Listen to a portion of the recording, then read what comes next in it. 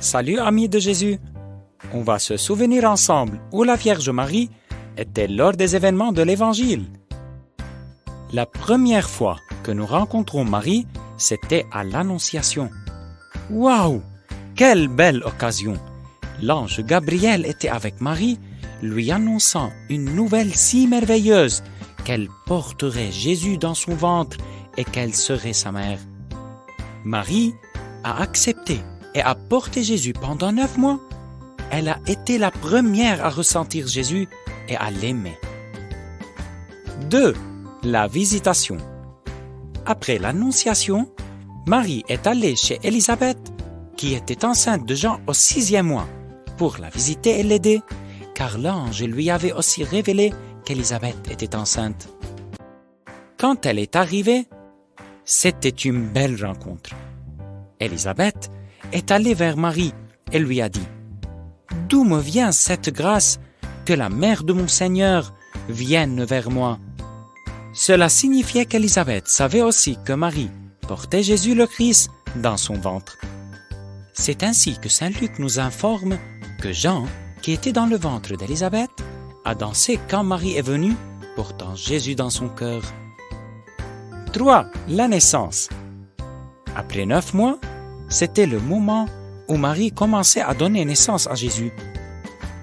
Ils ont cherché partout à Bethléem et il n'y avait pas de place vide, car il y avait une fête et tout le monde était au village. Finalement, ils ont trouvé une étable où Marie a donné naissance à Jésus dans ce lieu modeste et simple, et elle l'a mis dans une mangeoire. 4.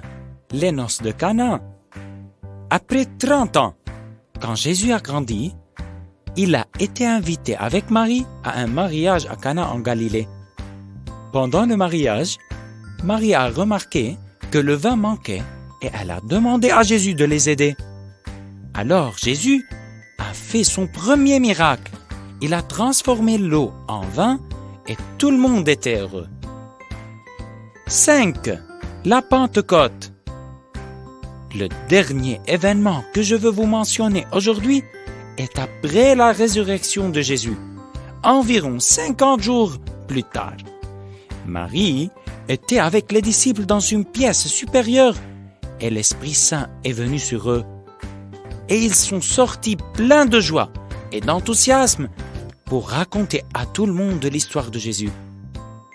Donc, Marie continuait à nous parler de son Fils et à nous le montrer même après qu'il soit ressuscité et soit monté au ciel. Et elle se souciait des apôtres comme s'ils étaient ses propres enfants. C'est ainsi qu'elle se soucie de nous aujourd'hui, parce que Jésus nous a aussi fait devenir ses enfants. L'Évangile nous raconte de très belles histoires de la Vierge.